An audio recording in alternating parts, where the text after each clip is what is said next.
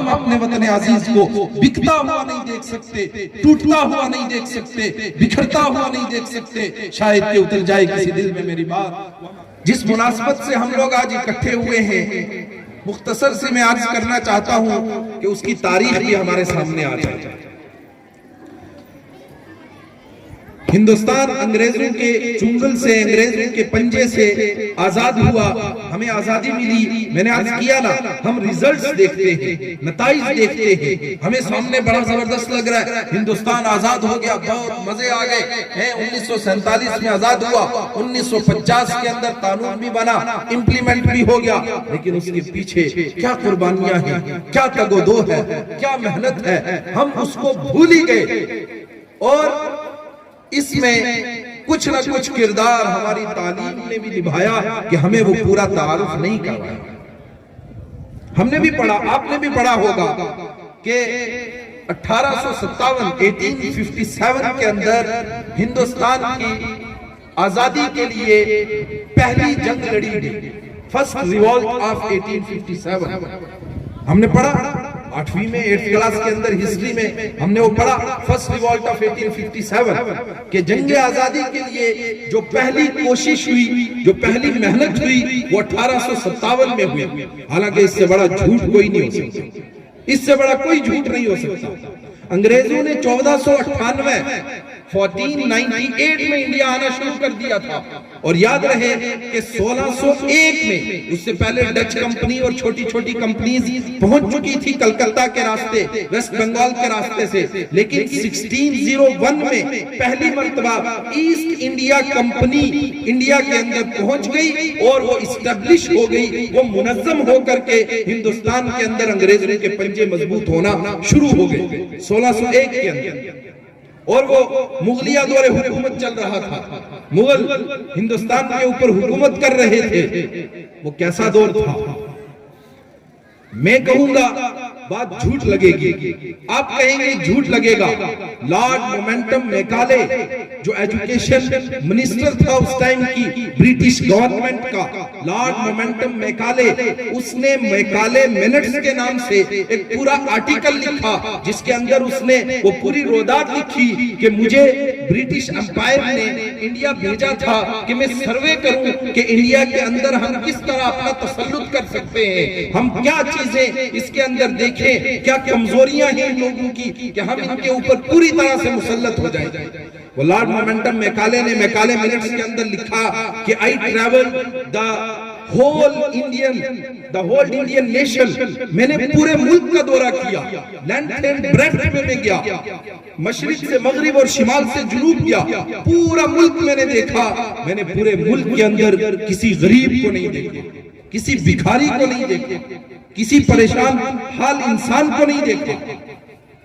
ہم تو آج جو ہمارا ماڈرن طبقہ ہے، ہمارے نوجوان ہیں، قبلہ مانتے ہیں ویسٹ کو، برٹشرز کی یہ بات ہے، کسی مذہبی مولوی صاحب کی بات نہیں ہے، کسی لوکل لیول کے آدمی کی نہیں ہے۔ لارڈ مومنٹم میکالے جن کی حکومت رہی آدھی دنیا کے اندر، جو کہتے تھے کہ ہماری حکومت میں سورج ڈوبتا ہی نہیں ہے، اتنے بڑے علاقے پر ہماری حکومت ہے، اس نے کہا ہندوستان کو میں نے ایسا دیکھا یا کوئی غریب تھا ہی نہیں، یا کوئی بھکاری تھا ہی نہیں، ہمارے ہندوستان کی بات ہو رہی ہے، یہ کوئی نہیں تھا۔ تو اس نے کہا کہ ہم کس طرح سے ان کو ختم کریں، کس طرح سے ان کے اوپر اپنا تسلط قائم کریں، اور اس کی بیسک وجہ کیا ہے کہ کیوں یہ اتنے خوشحال لوگ ہیں۔ اس نے لکھا their educational system، their strong educational system، ان کا جو نظام تعلیم ہے وہ بہت مضبوط ہے، بہت مضبوط ہے۔ ایک ہی ذریعہ ہے جس کے ذریعے سے ان پر تسلط ہو سکتا ہے، وہ ہے ان کا ایجوکیشن سسٹم ختم کرو۔ ایجوکیشن سسٹم کہ یہ لوگ بالکل ٹریڈیشنلسٹ ہیں، یہ روایت پسند لوگ ہیں، یہ اپنے بڑوں کی اقدار جانتے ہیں، یہ ان کا ایک پورا چین ہے، اس کے اعتبار سے یہ لے کر کے چل رہے ہیں اپنے ملک کو، اس کو ختم کرو۔ بیک بون ہے وہ ان کے نظام کی، اگر وہ ختم ہو گئی ہمارے لیے بہت آسان ہو جائے گا ہندوستان کو کنکر کرنا، اس پر قبضہ کرنا۔ اور آج ہم دیکھتے ہیں وہ اس میں کامیاب ہو گئے سینٹ میریز اور کیسے کیسے کون سا کانوینٹ اور کون سا کانوینٹ پھیلا دیے گئے پوری دنیا کے اندر اور پورے ملک کے اندر، اور ہم لائنیں لگا لگا کر کے دوڑ کر کے جاتے ہیں کسی طرح وہاں ایڈمیشن مل جائے۔ ہمارے موریلٹی کا جنازہ نکل گیا، اخلاقیات کا جنازہ نکل گیا، سوچ اور فراست اور فہم کا، اور انسان کو جو ایک محبت ہوتی ہے اپنے رشتہ داروں کے ساتھ، ماں باپ کے ساتھ، علاقے کے ساتھ، ملک کے ساتھ، اس اسپرٹ کو ختم کرنے کا کام کر دیا۔ یہ بیک بون تھی کسی نظام کی، ان کا ایجوکیشن سسٹم۔ 1601 کے اندر ایسٹ انڈیا کمپنی انڈیا کے اندر لگ گئی، اور وہ کوشش میں لگ گئے کہ کسی نہ کسی طرح ہمارا تسلط ہوتا چلا جائے۔ لوگ سمجھ رہے تھے، ابھی پروین صاحب نے بھی کہا 70% کنٹریبیوشن یوگدان رہا۔ سب سے پہلے مجدد الفسانی رحمت اللہ علیہ پنجاب کے اندر، سرہند کے اندر جو مدفون ہیں، ان نے سب سے پہلے وہاں پا کہ یہ لوگ صرف ٹریڈ کرنے، تجارت کرنے نہیں آئے ہیں، یہ ہمارے ملک پر قبضہ کرنے آئے ہیں۔ اور انہوں نے اس سوچ کو پھیلایا، اور پھر ان کے آگے شاہ ولی اللہ رحمت اللہ علیہ نے اس کو اخذ کیا، اور ان کے بیٹے شاہ عبدالعزیز رحمت اللہ علیہ نے سب سے پہلے 1803 کے اندر ریٹن فارم میں، جس کو ہم فتویٰ بھی کہتے ہیں، ریٹن فارم میں لکھ دیا کہ یہ انگریزی تسلط ہو چکا ہے ہمارے اوپر، اور ان کے خلاف لڑنا، علم جہاد بلند کرنا، میدانوں کے اندر آنا ہر انسان پر، ہر مسلمان پر اور ہر ہندوستانی پر فرض ہو چکا ہے۔ سب سے پہلے 1754 نوٹ کریں آپ اس تاریخ کو، یہ ہماری کتابوں میں نہیں ملیں گی اب چیزیں، رب کرے کبھی آ جائیں، لیکن یہ ختم ہو گئی اس کے بیچ سے۔ 1857 سے ہم نے سٹارٹ کیا، 1754 میں سب سے پہلی مرتبہ انگریزوں کے ساتھ منظم جنگ ہوئی ہے کلکتہ کے اندر، اور اس میں جو اس وقت کا نواب تھا، نواب علی وردی خان، 1754 میں نواب علی وردی خان وہ انگریزوں کے سامنے کھڑا ہوا، اس نے ان کے ساتھ جنگ کی، اور یہی پہلی جنگ بھی تھی اور آخری جنگ بھی تھی جس میں کوئی ہندوستانی نواب اپنی فوج کے ساتھ انگریزوں کے مقابلے میں جیتا تھا۔ اس کے بعد 1757 میں دوسری جنگ ہوئی، سراج الدولہ کا نام سنا ہوگا، شکست ہاتھ آئی ان کو، وہ مارے گئے جنگ کے اندر۔ کیوں؟ اپنوں کی غداری تھی، اپنوں کی غداری تھی، پیٹھ کے پیچھے سے خنجر گھونپ دیا، اس لیے کہ انسان دشمن سے لڑ سکتا ہے، اپنوں سے نہیں لڑ سکتا۔ دشمن کا پتہ ہے وہ سامنے سے آئے گا، اپنے تو پیٹھ کے پیچھے سے خنجر گھونپ دیتے ہیں، بغل میں چھری، منہ میں رام رام۔ ایسے لوگوں سے رب ہر بندے کی حفاظت فرمائے۔ اس کا جو پرائم منسٹر تھا، وزیر اعظم تھا اس کی فوج کا، اس کا نام تھا میر جعفر۔ اس نے دکن کے اندر، ایسٹ کے اندر حکومت قائم تھی سراج الدولہ کی، انگریزوں کے خلاف وہ کھڑا ہوا، انگریزوں نے ان کے وزیر اعظم کو ہی خرید لیا، وہ بکاؤ وزیر اعظم ہو گیا۔ پتہ نہیں کب ایسی تاریخ دوبارہ بھی کہیں نہ زندہ ہو جائے کہ ایسے بکاؤ لوگ مارکیٹ میں آ جائیں اور ہمیں اپنا وطن کیا جانے تک دینی پڑ جائے۔ اس نے سودا کر لیا اور سراج الدولہ کو تڑپتا ہوا میدان کے اندر چھوڑ دیا۔ اور اس کے بعد 1799 کے اندر ساؤتھ میں جنگ ہوئی، کیونکہ یہ دو راستے تھے جہاں سے آسانی سے انگریز آ سکتے تھے، سمندری راستے سے۔ ایک تو وہ گھوم کر کے کلکتہ سے، ویسٹ بنگال سے آئے، اور دوسرے نیچے ساؤتھ کی طرف سے آئے جہاں ٹیپو سلطان کی حکومت تھی۔ ٹیپو سلطان نے نبرد آزمائی کی، مقابلہ کیا۔ اس کا مشہور مقولہ ہے کہ شیر کی 100 سال کی زندگی سے، گیدڑ کی 100 سال کی زندگی سے شیر کی ایک دن کی زندگی بہتر ہے۔ اس نے مقابلہ کیا، لیکن 1799 کے اندر وہ بھی اپنے غدار میر صادق کی وجہ سے دنیا کو چھوڑ کر کے چلے گئے۔ انگریزوں کے لیے میدان کھل گیا۔ 1803 میں لال قلعے پر اٹیک کیا اور اس کے اوپر اپنا جھنڈا لہرا کر کے اعلان ہو گیا کہ آج کے بعد لوگ خلق مخلوق، لوگ خدا کے، اور حکومت بادشاہ کی، لیکن حکم ایسٹ انڈیا کا، حکم اب ہمارا چلے گا۔ اور بہادر شاہ ظفر کی حکومت کتنی سی رہ گئی؟ دلی سے پالم تک بالکل ختم ہو گئی، سکڑ گئی۔ اس کے بعد پھر ایک محاذ کھڑا ہو گیا۔ شاہ ولی اللہ کے بیٹے شاہ عبدالعزیز نے جب یہ ریٹن فارم میں کہہ دیا کہ انگریزوں کا سوشل بائیکاٹ بھی کرنا ہے اور ہر طرح کا ان کا بائیکاٹ کرنا ہے، انگریزوں نے ان کے دونوں انگوٹھے کٹوا دیے۔ سب سے پہلے ریٹن فارم میں انہوں نے لکھ کر کے دیا، دونوں انگوٹھے ان کے کٹوا دیے، اور پھر ان کے جانشین سید احمد شہید اور سید اسماعیل شہید، انہوں نے پورے ملک کا دورہ کر کے لوگوں کو آگاہ کیا، متنبہ کیا، اویئر کیا کہ یہ ہمارے دشمن ہیں، ان کے خلاف ہمیں کھڑا ہونا چاہیے، اور وہ انگریزوں کے خلاف اور انگریزوں کے نمک خاروں کے خلاف لڑتے ہوئے بالا کوٹ کے پہاڑوں میں دنیا سے رخصت ہو گئے۔ اس کے بعد یہ وقت آیا 1857 کا، جس کے اندر ہر ایک نے اپنا یوگدان دیا، ہر ایک نے اپنا کنٹریبیوشن دیا۔ ابھی تک تاریخ اٹھا کر کے دیکھیں، لندن کے اندر انڈیا آفس لائبریری، اس کے اندر کتاب موجود ہے، وہاں ہم دیکھیں 1857 تک صرف مسلمان اکیلے انگریزوں کے خلاف لڑ رہے تھے، اور 57 سے 47 تک اب سارے کے سارے میدان میں آئے۔ ہندو نے بھی کنٹریبیوشن دیا، سکھوں نے بھی دیا، اور مسلمانوں نے تو دیا ہی دیا، وہ پہلے سے ہی دے رہے تھے، سب نے مل کر کے انگریز کو بھگانے کا کام کیا۔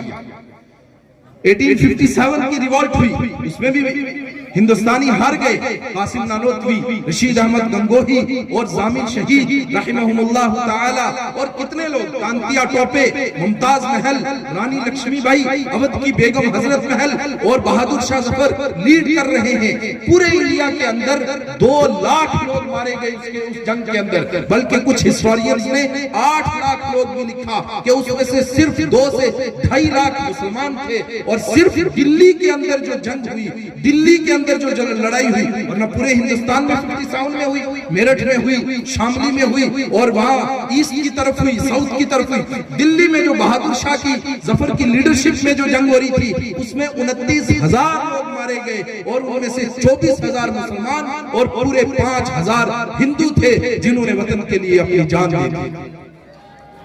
جب ظاہری طور پر لگا کہ ہم ہار گئے ہیں، تو پھر 1867 کے اندر پورے 66 میں 9 سال کے اندر دارالعلوم دیوبند ایک ایجوکیشنل انسٹیٹیوٹ کی بنیاد رکھی گئی، اور جس کے اندر یہ طے تھا کہ ہم نے پڑھانا بھی ہے، لوگوں کو پڑھائی کے ذریعے سے بھی مضبوط کرنا ہے، لیکن ان کو انگریزوں کے خلاف اویئر بھی کرنا ہے۔ اور اس انسٹیٹیوٹ کے، اس یونیورسٹی کے پہلے سٹوڈنٹ شیخ الہند محمود الحسن رحمت اللہ علیہ، انہوں نے جوان ہو کر کے وہ بیڑا اٹھایا اور کیا کیا تحریکیں چلائی۔ ان میں سب سے بڑی معرکت الآرا تحریک کی، تحریک ریشمی رومال تھی، جس کے نتیجے میں انہوں نے ایک منظم حکومت قائم کر لی تھی انگریزوں کے مقابلے میں، جس کا پریزیڈنٹ میں متعین ہو چکا تھا، ایک راجہ کو متعین کر دیا تھا جو مسلمان نہیں تھے، ہندو تھے، کیونکہ سب مل کر کے جنگ لڑ رہے تھے۔ انہوں نے، ان کی حکومت تھی افغانستان کے اندر، وہاں سے ان کو بلا کر کے متعین کر دیا